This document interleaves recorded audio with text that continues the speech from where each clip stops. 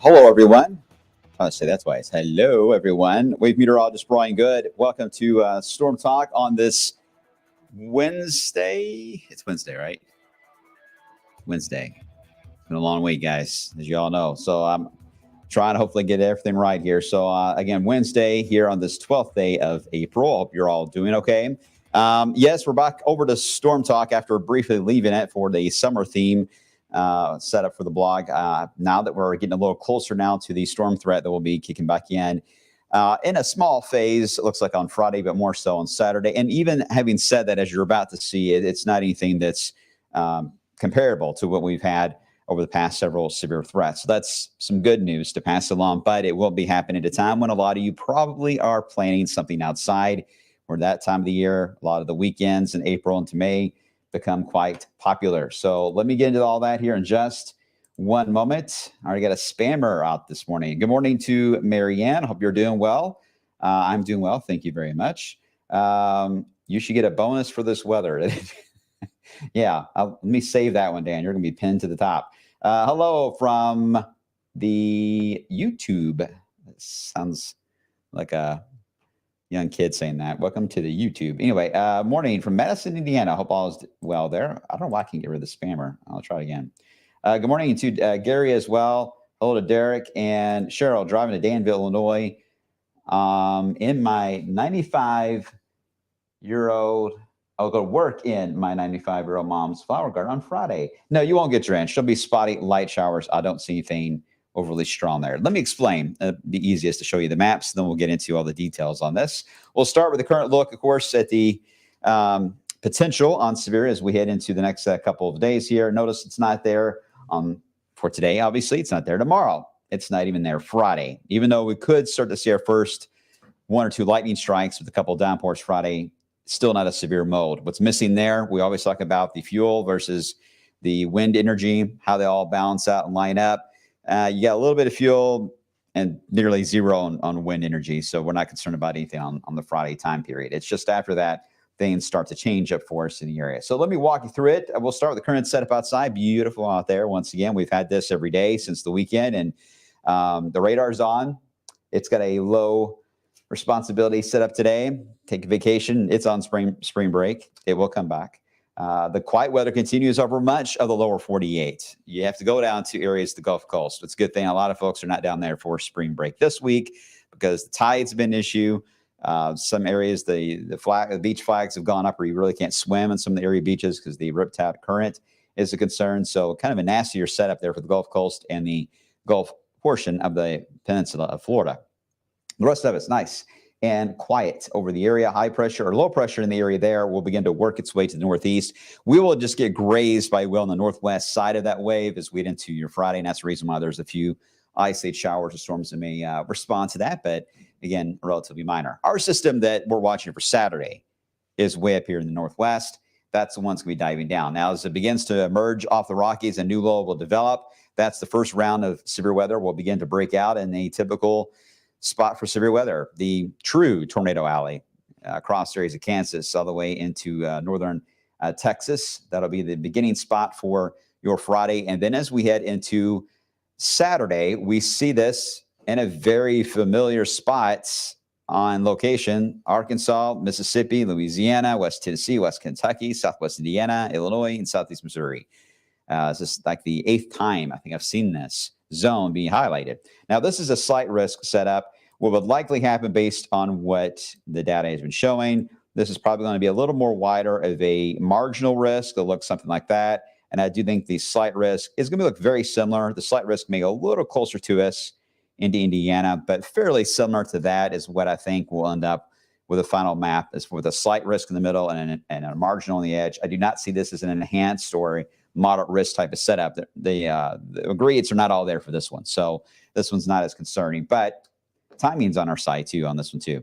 All right, let's get you through the outlook for the rest of the day. Temperatures in the 70s to around 80 this afternoon. Tomorrow, we get into the 70s or into 80s as well on your Thursday, but Friday, that low pressure, it's moving to our southeast. It begins to throw back some moisture our way. This is where we could get a couple downpours, a little bit of lightning. The one thing to note on the shower chance on Friday is they will be moving backwards to the northwest. So that's going to be a little weird. When you look at the radar on the Wave Weather app, you'll see the showers moving in. So if you are going to be out doing any gardening on Friday, look to your southeast. And if there's a green blob there, it may be heading toward you. So a little bit of backwards weather as we head into your Friday. So just be mindful of that. Again, nothing severe expected out of that. Saturday, we then get into the actual storm system itself. And this is going to change views here, but you see the low that moves in, which again is over areas of the northwest part of the country. This is the spot that's going to have the max heating of the day. So it's already in the morning hours. The energy, the heat is beginning to build. Your severe threat breaks out into that area around western Tennessee, southwest Kentucky, southwest Indiana about 11 p.m. And now by the time the line gets to our area in I-65, we're already approaching midnight. So they'll begin to lose some of their gas. Still, I wouldn't rule out one or two of these could still produce a straight line wind threat for a severe thunderstorm warning that can move on through. But right now, this is looking to be a low end risk type of scenario, and it moves on by, and then we quiet down after that. Pretty easy, right? I think it's overall relatively textbook on a chance at strong storms. Moves in, moves on out of here. This does not have a ton of wind energy. Notice the white lines, the isobars. There's not a ton of them. So there's not a wind advisory scenario that's going to come out with this or anything. So this one's a tamer version of the past 5 or 6 that we've had, but it is still going to be one that's going to produce at least some thunderstorm action. They can produce a couple watch boxes and maybe 1 or 2 warnings. So just be weather aware, and we'll just keep an eye on the ingredients and make sure they don't change or get altered. It's only Wednesday, so there is still some time for especially the CAPE or the fuel to go up. That tends to happen when you get a little closer into the storm time frame. But right now, I think it's mainly a Saturday afternoon, Saturday night ordeal. They'll have to face this after it moves on by. It does want to carve out a general cool pattern for us for a couple of days. This is from the SIPS analogs indicating the severe risk out of what it thinks based on history, what normally has happened in this type of event.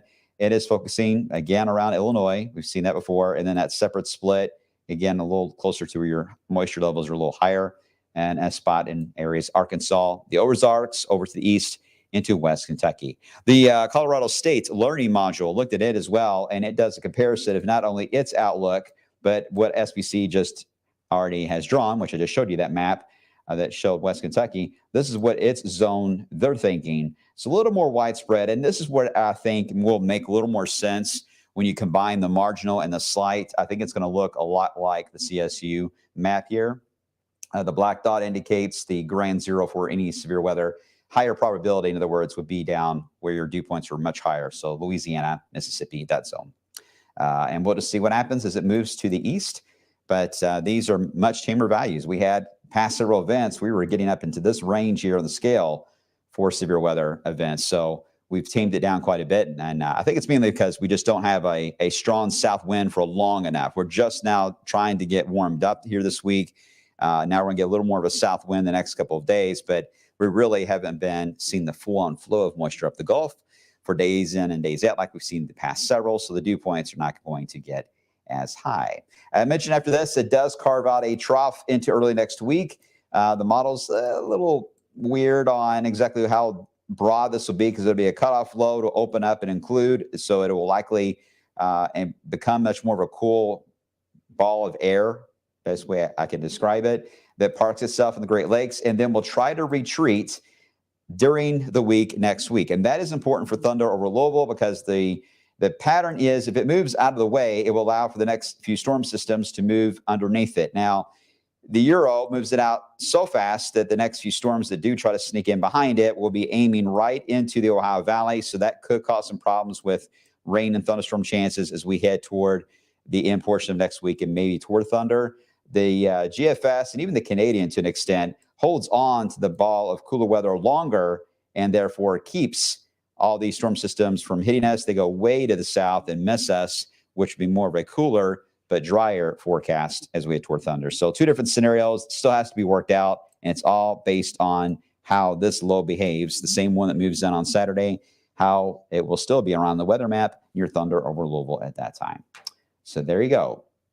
Viv, looks like snow in Illinois. Maybe. It's the model lanes and I'm skiing low, zealous and snow. There, it wouldn't be surprised to get a snow mix there, but nothing too overly exciting for that on the snow side. Ashley, can you see out as far as April 28th? I cannot. Not with a lot of confidence right now. So stay tuned. We're almost there. Right now, we've got Thunder Weekend within view. So we're going to be start talking about that more in our newscast now that we start giving you guys. Actually, it appears in the 10-day for the first time today. So you'll see it on the last day of the week, starting at the 3 p.m. news today. You'll see the outlook for Thunder. Right now, the early numbers are coming in roughly about, I would say, 72 to 77 seems to be the average I'm looking at right now. We'll see. All right, guys, I got to run. I got to get to a meeting, but I at least want to share with you guys where we are at on the quiet weather pattern, which is good, and where we're going to go and back into a stormier talk type setup as we head into certainly on Saturday. So if you have Saturday plans, just stay close to the forecast updates, and we'll just keep you updated at that point. All right, take care. Have a good rest of the day, and I will see you guys coming up on the flip side.